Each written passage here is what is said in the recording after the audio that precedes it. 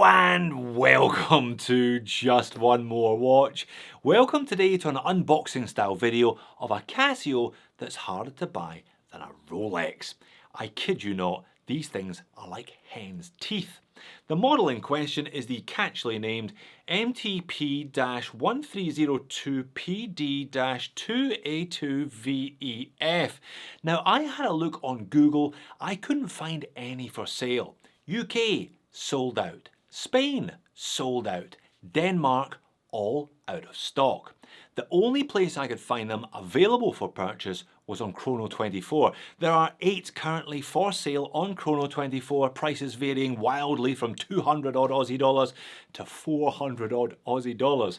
If you compare that to the Tiffany dial Rolex Oyster Perpetual 41, there are currently 78 of them for sale on Chrono24. Conclusive proof then that this Casio is harder to buy than a Rolex. So if you know where to buy these today, do your brothers and sisters a favour and leave a comment with a link. I'm sure this video is going to do nothing for the watch's scarcity and lack of availability, unfortunately. Now, where did I get mine and is it for sale? Well, I got it from a friend called Phil, and no, it's not for sale. Thank you, Phil. Let's flip the camera and peel off some stickers. Okay, before I even get into the box today, I want to make one thing clear. I don't think I've got to say it, but I'm going to say it anyway. Don't pay over retail for this watch. It's not worth it. Let's return to that Spanish dealer, who by the way is my go-to dealer for Casios. Out of stock, when they're back in stock, they want $266 for this Tiffany dial version, but a mere $69 for the same watch with a green dial. Do you think that is a $69 watch or a $266 watch therefore? I mean, some people will call that market forces. I call it price gouging. Okay, let's get into it. With that being said, let's get into the box and see what all the fuss is about. Well, there we go. It's a Casio Datejust-ish with a Tiffany dial. I guess that's what the fuss is about. There is a large instruction manual hidden in the bottom of the box, but really, you're not going to need it. And I wasn't joking about that reference number. What a gobful. And well, yes, it looks a bit like a Datejust and the dial is Tiffany. Let's peel off these bracelet stickers. Well, that took a little longer than it should have, given how many times I have done it. Talking of taking longer than it should have, oh, it's one of Casio's Road Link bracelets. These, they do get easier. I have done a number of them now. I remember the first Seiko one I ever did. My goodness, it took me hours and hours to work it out. I'm not bad these days with a screwdriver, so let's get this bracelet sized, get the time and date set, and then come back shortly. All right, I'm back. Honestly, this style of Road Link bracelet adjustment will have you screaming for pin and collar system. They can be a little bit tricky. It just depends on how easily those pieces come out. If they come out smoothly, it's so fast. If it's sticky, if it doesn't want to go, if it's bent or misshapen on the way in, and you just have to take that one out, then you're stuck. And yeah, there's definitely a bit of effort involved. 3 out of the 4 came out no problem. The 4th one required a couple of swear words, put it that way. So, there we go, that's it. Let's do dimensions before specifications. 38.2 millimeters in diameter, bang on 9.5 mil thick, very short, 44 millimeter lug to lug. It is a compact watch, this one. 20 millimeter lug width, tapering down to 18, back up to just over 19 at the rather small clasp. Sized up for me with 3 links in total removed. It weighs in at 98 grams. I hardly need to tell you the water resistance because you have eyes. It has 50 meters of water resistance from a push-pull crown, and that is a piece of mineral crystal covering the dial. Flipping the watch over reveals a simple press-on stainless steel caseback. It also reveals hollow end links to match the road links on the bracelet.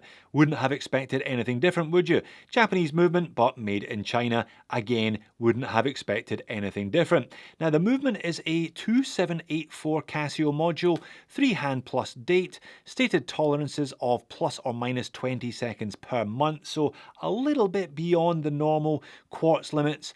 replacing the battery once every 3 years with a kind of 50-cent job. Admittedly though, these press-on case backs are not quite as easy as a screw-on case back to replace the battery, but as always with cheap Casios, I was delighted to see that second hand hits every single marker. I've seen far more expensive watches. The Bertucci $200 field watch that I reviewed a couple of weeks ago didn't hit any of the markers. How come Casio can manage it for 50 bucks, whereas other companies just can't for a lot more? It's not going to take me all that long to discuss the case finish today. Just insert the words high and polished to finish these sentences. The side of the case is, the upper lug surfaces are, the fluted bezel is, the small unsigned crown is. You get the idea. At least with that Rolex bracelet you do get a mixture of finishes. It's a slightly rough satinized brush on the outer edge, but the mid links are, you guessed it. The clasp today is also brushed. There is a high polish edge to it. 4 holes of micro adjust, and it is as cheap as you would expect it to be given the price of the watch and the rest of the standard of the bracelet. At least I am able to tell you that on initial inspection anyway, it's not a massive hair nipper. Some of these Rolex bracelets can be depilatory devices depending on how they are constructed. This one doesn't seem too bad. I mean, I can move it up and down my arm and I'm not yelping, which is always a good sign. Yes, pretty watch, nice colours, applied indices to the dial. It's a decent handset as well. The date is small though, so if your eyes aren't sharp, yeah, you may struggle to read this one, especially when it gets into double digits. Overall, it looks okay. It still feels like a cheap watch though. It feels like it has been built to a budget because it has been built to a budget. Lume, well, there is a little bit of Lume. Casio call their own proprietary Lume Neo Bright. There is some on the hour hand and the minute hand. Probably only as much as you would expect something at this price tag, at the retail price tag that is to have. It's okay initially, but if I turn the speed up on it, you can see it doesn't quite last the full 20-minute duration. It's passable, if not fantastic. I know it's just an unboxing, but let's throw in a little bit of outdoor macro for a treat today.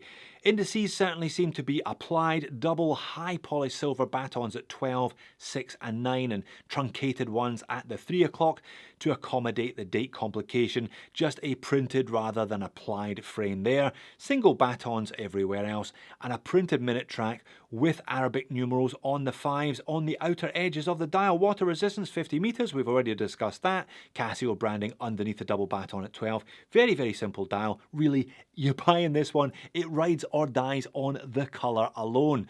Green, some of the other colours looked okay, but really the only reason people are talking about this one is because of the Tiffany colour, I think. I'll give Casio their due though, it's all neatly done, the hands are nicely finished, no specks of dust or rubbish under the dial, everything's well applied, the printing looks good even under this macro lens. It's all neat and tidy, it's all well done, but at the end of the day, it's just an entry-level Casio 3-hander with a very cheaply constructed bracelet, mineral crystal, and a basic quartz 3-hander. Is it worth the retail price? Yes, probably, if you're looking for a solid, reliable Japanese movement but Chinese-made watch. Is it worth $266? No, you would have to be bonkers to spend $260 on one of these. But then again, people were paying 70,000 Aussie dollars for those Tiffany Oyster Perpetuals that I referenced in the intro early last year. So there are bonkers people in the world. We know this. Just don't be one of them, eh? So there you have it. If you must have a Tiffany Casio and you can find one at retail, then go for it. If you like the other colours at retail, then go for it. I think I've made my point clear, haven't I? If you must have Tiffany but you're open to other options, click here or click here. Thanks for watching this one. I'll see you again in a future video, I hope.